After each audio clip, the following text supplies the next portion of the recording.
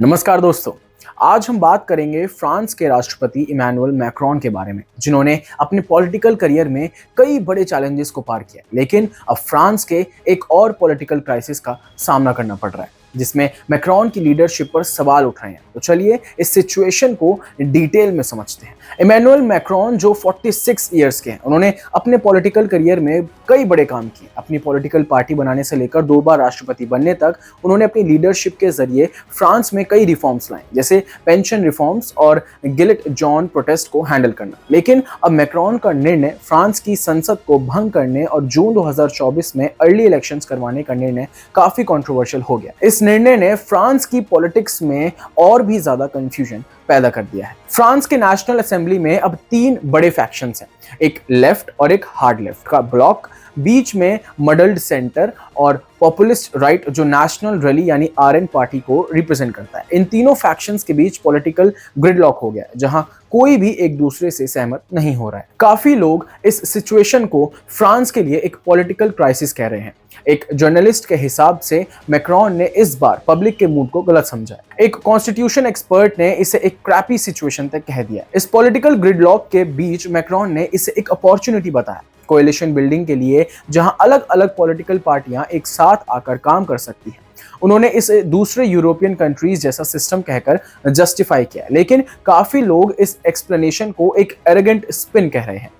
जहां left wing पार्टियां अपनी जीत के बावजूद इग्नोर होने से नाराज हैं, वहीं मैक्रोन का निर्णय मिचेल बर्नियर, एक सेंटर राइट लीडर को प्रधानमंत्री यानी कि प्राइम मिनिस्टर नियुक्त करने का निर्णय भी कुछ लोगों को पसंद नहीं आया है। बर्नियर को काफी लोग एक स्टेबलाइजिंग फिगर कह रहे हैं, लेकिन दूसरी तरफ काफी लोगों को डाउट है कि ये स्टेप सिचुएशन को सुधार पाएगा भी या नहीं।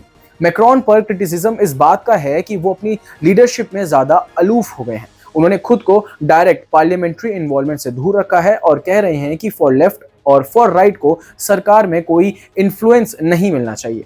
उनके आगे अब कई बड़े चैलेंजेस हैं, सड़क पर प्रोटेस्ट, पेंशन रिफॉर्म्स को पोटेंशियली अंडू करना, और अगर पॉलिटिकल ग्रिडलॉक सॉल्व नहीं होता है तो एक और पार्लियामेंट्री इलेक्शन करवाना। इस सिचुएशन में जो सबसे बड़ा फायदा उठा रही हैं वो है मरीन ले पेन और उनकी for right party national rally.